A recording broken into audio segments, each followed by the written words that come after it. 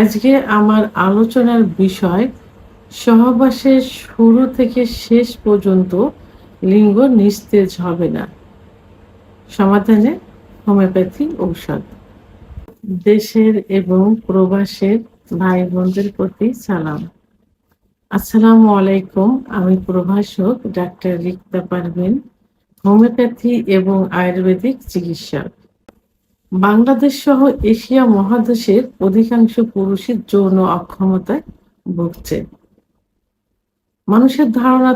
অধিকাংশ মানুষের ধারণা থাকে যে বয়স যত বাড়তে থাকে যৌন অক্ষমতা তত বেশি হতে থাকে।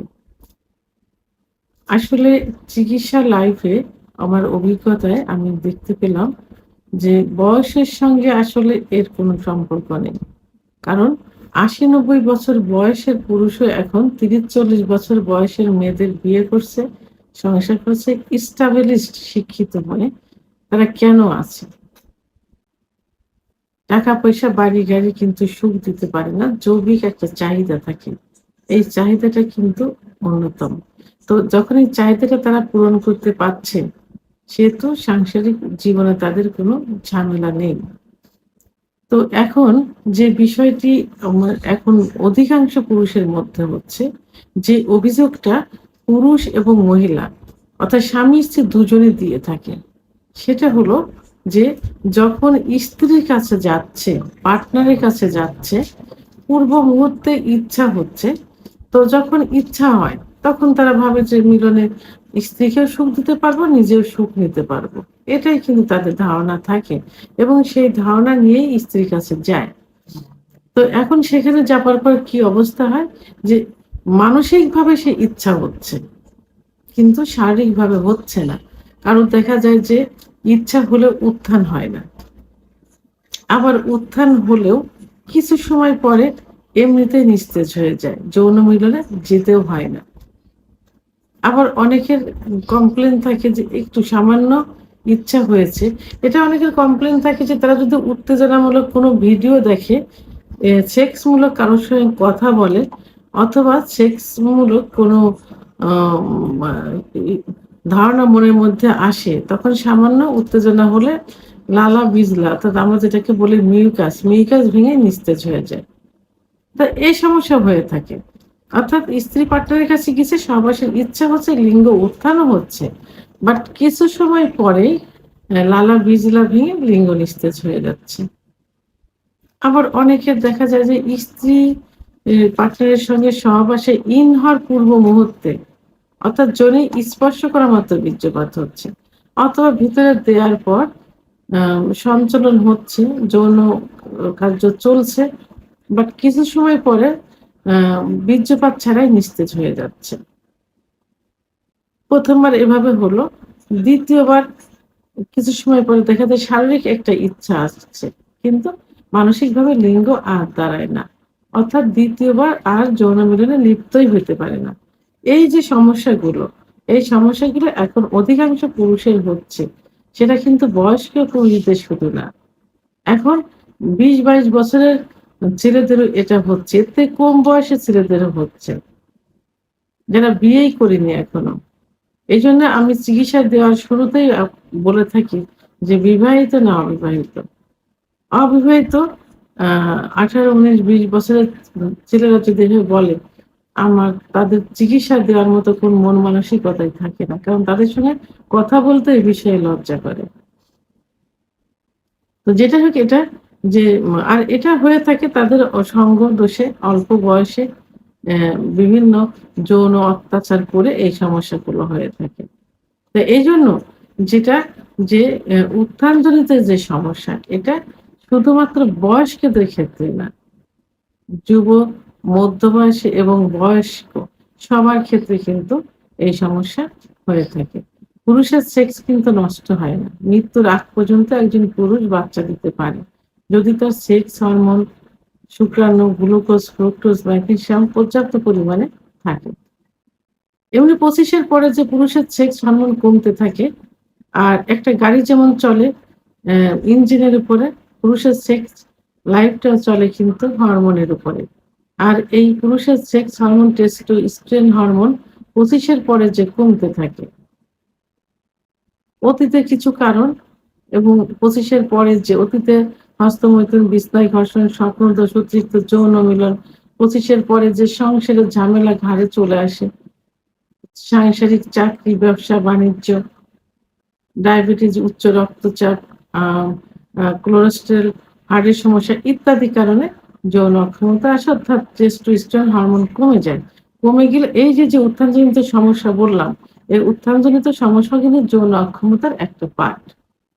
সেহেতু এই অ্যা 25 এর পরে যে কমে যাওয়ার পর কিছু ওষুধ আছে, সেক্সুয়াল কিছু চিকিৎসা আছে যেটা আ যার কোনো পার্শ্ব প্রতিক্রিয়া নেই। অনেকে অন টাইম বিভিন্ন থেরাপি, বিভিন্ন বিকল্প ধারা কিছু চিকিৎসা নিচ্ছে যাতে উপকারের থেকে ক্ষতি কিন্তু বেশি হয়ে যাচ্ছে। সাময়িক কিছুটা সে উন্নতি দেখে, তার কিডনি ড্যামেজ হবে, পরবর্তীতে এই অন টাইম এ কাজ করবে না এবং পরে কোনো চিকিৎসাতেও আর কাজ হবে না। এজন্য পার্শ্ব প্রতিক্রিয়ামুক্ত যে মেডিসিন যে চিকিৎসা সেটা হলো হোমিওপ্যাথিক চিকিৎসা। একমাত্র হোমিওপ্যাথি চিকিৎসার মাধ্যমেই সম্পূর্ণভাবে এই যৌন অক্ষমতার চিকিৎসা দেওয়া সম্ভব। তবে হ্যাঁ, দীর্ঘমেয়াদী কিছু ওষুধ খেতে হবে, সেটা ধৈর্য সহকারে খেতে হবে। আর একবার ঠিক হয়ে যাবার পর পরবর্তীতে যদি নিয়মতান্ত্রিকভাবে কিছু আ মা খাবার খেয়ে যায়, তাহলে এইটা আর কখনো নষ্ট হয় না। তো আজকে আমি এর জন্য এই যে তো যৌন মিলনে যাবার পর লিঙ্গে যে নিস্তেজতা চলে আসে এর জন্য ৫ টি হোমিওপ্যাথি ওষুধ নিয়ে কথা বলব। ১ টি শক্তিকৃত ওষুধ এবং ৪ টি মাদার টিনচার যেটা কম্বাইন করেও কিন্তু খাওয়া যেতে পারে। ১ম এ যে ওষুধটি বলব সেটা হলো কোনিআম, কোনিয়াম অনেম। ১ম এ অনেম দিয়ে শুরু করতে হবে। তো এই অনেম অবশ্যই জার্মানি ওষুধ হতে হবে। আপনারা শুধুমাত্র ১ গ্রাম কিনবেন জার্মানি।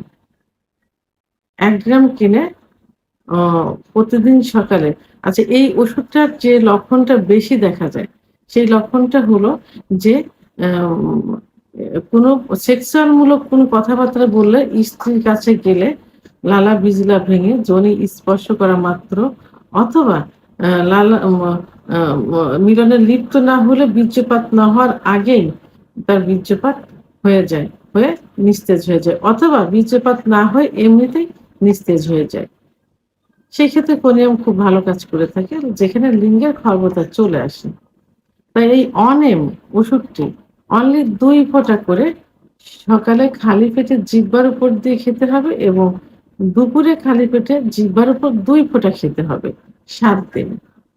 ৭ দিন খাওয়ার পর ১ মাস ওয়েট অপেক্ষা করতে হবে। এরপরে প্রয়োজনে ডাক্তারের সঙ্গে যোগাযোগ করলে আবার এর ওষুধ পাওয়ার বাড়িয়ে দিবেন। তো তাহলে ১ম এ অনেম মানে ১,০০০ শক্তি খেতে হবে ৭ দিন। সকালে এবং দুপুরে। ১ গ্রাম খেলেই যথেষ্ট জার্মানি।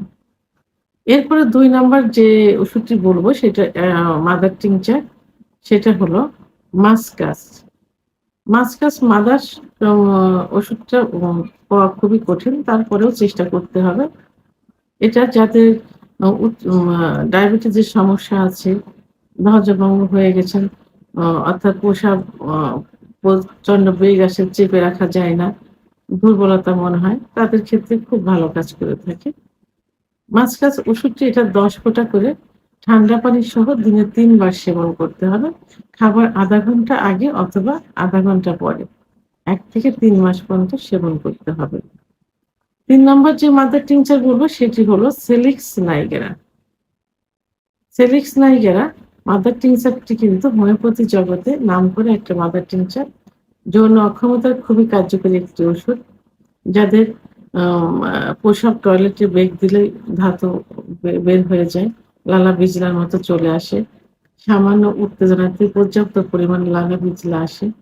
ঘুমের ঘোরে দেখা যায় যে অল্পতেই প্রচ মা এল মানে স্বপ্ন না দেখে লালা বিজলা ভেঙে যায়। অর্থাৎ এক কথায় যাদের অতিরিক্ত পরিমাণ লালা বিজলা আসে, মিউকাস ভেঙে যায়, তাদের ক্ষেত্রে খুব ভালো কাজ করে। ওষুধটি 10 ফোঁটা ঠান্ডা পানি সহ দিনে ৩ বার সেবন করতে হবে। খাবার আধা ঘন্টা আগে অথবা আধা ঘন্টা পরে। ৩ নম্বর যে ওষুধটি বলব সেটি হলো উম acid phos. Acid phos mother tincture ওষুধটি স্টুডেন্ট লাইফ এর থেকে শুরু করে শেষ পর্যন্তই কাজ করে থাকে। ছোট সময় যাদের অতিরিক্ত অর্থাৎ যৌবনের শুরুতে যারা অতিরিক্ত হস্তমৈথুন করেছেন এবং যাদের অত্যন্ত স্বপ্নদোষ হয়েছে, অর্থাৎ স্বাস্থ্য ভালো ছিল, এখন বিভিন্ন কারণে স্বাস্থ্য নষ্ট হয়ে গেছে। বুক ধড়ফড় করে অস্থিরতা চলে আসে। বসে আছে উঠে দাঁড়াতে গেলে চোখের ভিতরে অন্ধকার ঝুনিমুনি দেখে। তাদের জন্য খুব ভালো কাজ করে থাকে। এটা সময় বৃদ্ধি করবে। উত্থানজনিত সমস্যার সমাধান করবে। ওষুধটি ১০ ফোঁটা ঠান্ডা পানি সহ দিনে ৩ বার সেবন করতে হবে। খাবার আধা ঘন্টা আগে অথবা আধা ঘন্টা পরে। ৫ নম্বর যে ওষুধটি সেটা হলো পেনাকজিনসেন। পেনাকজিনসেন রক্ত আ সঞ্চালন বৃদ্ধি করে থাকে। অর্থাৎ লিঙ্গের ভিতর যখন রক্ত সঞ্চালন কমে যায়, যখন সেক্স উত্তেজনা আসে, তখন কিন্তু সারা শরীরে রক্ত চলাচল করে। বিশেষ করে হাড়ের থেকে লিঙ্গের ভিতর সবথেকে বেশি করে থাকে। তো যখন এই হাড়ের থেকে লিঙ্গের ভিতর রক্ত চলাচল কমে যাবে, তখনই কিন্তু এই উত্থানজনিত সমস্যা আসবে। অর্থাৎ সহবাসে গেলে উত্থান হচ্ছে কিছুক্ষণ পরে নিস্তেজ হয়ে যাচ্ছে। তো সেই ক্ষেত্রে পেনাকজিনসেন খুব ভালো কাজ করে থাকে। ওষুধটি ১০ ফোঁটা ঠান্ডা পানি সহ দিনে ৩ বার সেবন করতে হবে। খাবার আধা ঘন্টা আগে অথবা আধা ঘন্টা পরে। তাহলে কোনিয়াম ওষুধটি ৭ দিন সেবন করে ১ মাস অপেক্ষা করতে হবে। আর মাদার টিংচার ৪ টি ১ থেকে ৩ মাস পর্যন্ত সেবন করতে হবে। প্রয়োজনে ৬ মাস পর্যন্ত সেবন করা যেতে পারে। অবশ্যই জার্মানির ওষুধ হতে হবে, বিশ্বস্ত জায়গা থেকে নিতে হবে, সিলগালা অবস্থায় নিতে হবে। আর যদি যে ডাক্তারের চিকিৎসা নিবেন, সেই ডাক্তারের কাছ থেকে ওষুধ নিলে সবথেকে ভালো হবে। কারণ ডাক্তার সবসময় চাইবে সর্বোচ্চ ভালো ওষুধ দিতে, তার ক্যারিয়ার বাড়ানোর জন্য। ভিডিওটি সম্পর্কে যদি কোনো মতামত থেকে থাকে অবশ্যই কমেন্টসের মাধ্যমে জানাবেন। ভিডিওটি ভালো লাগলে লাইক, কমেন্ট, সাবস্ক্রাইব করে আমার সঙ্গে থাকুন। আল্লাহ হাফেজ।